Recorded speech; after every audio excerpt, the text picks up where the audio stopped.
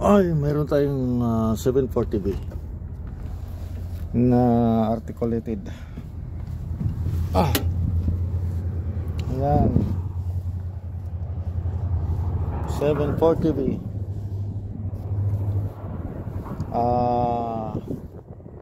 Ang problema nito, ang complaint ng operator ay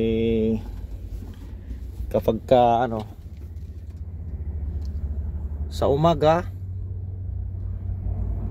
mga isang oras, wala pang isang oras, okay siya manakbo. Kaso pagka lipas ng isang oras, ayaw na magkambyo. Pero maminti na lang naka first gear. So tinignan natin, mayroon siyang system low pressure.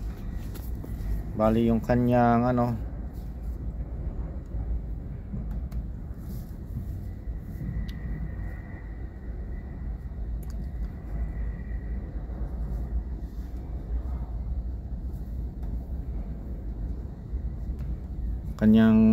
brake pressure,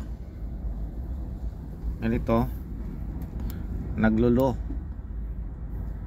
Nare-reach siya naman yung yung kanyang tamang pressure. Kaso pag na-reach niya, bumababa bigla kahit di mo inapakan yung pedal. Ayun, anong tiningnan natin sa diagram, yung sa parking brake magkasama, isang bomba lang naman to, okay naman siya. Kaso itong sa brake pressure bumababa.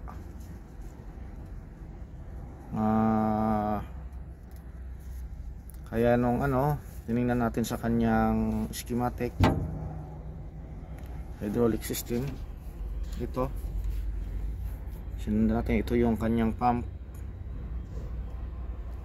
Ayan, papunta dito.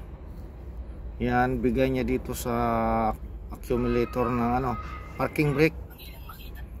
Tapos papunta doon sa, may dalawang check valve dito. Yung check valve na to, ito yung dahilan bakit bumabalik yung pressure, kasi hindi na naglalak, nakalangan ng dumi. Itong dalawa may duming nakakalang, kaya hindi nagme-maintain sa kanyang constant pressure.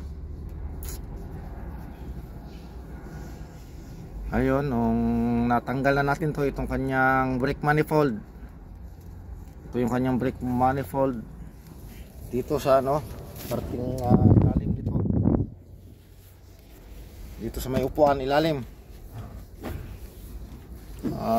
Yun, nakita nga natin nakalangan ng dumi itong kanyang check valve.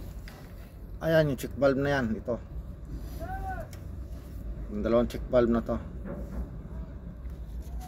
Tapos try natin.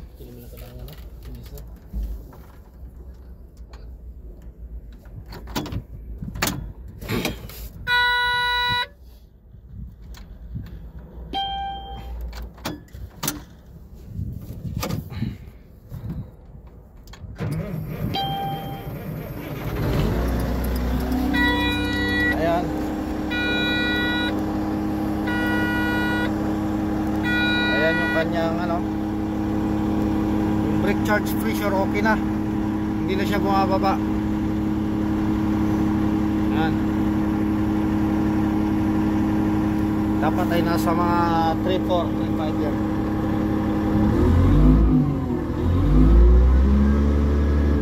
Ayan, ito dati pagka-reach niya ng ganyan,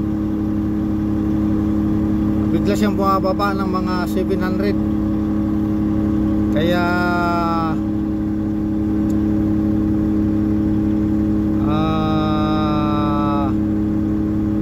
nagsisend ng ng low pressure yung yung sensor papuntang ECM. At ang ECM naman ay kanyang binababa yung downshift ng transmission, tsaka yung engine speed. Ayun yung dahilan kung kung bakit bumabalik siya sa first gear lang.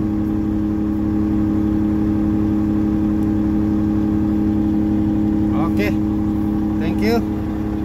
Okay na siya. Linisting na natin. Diretso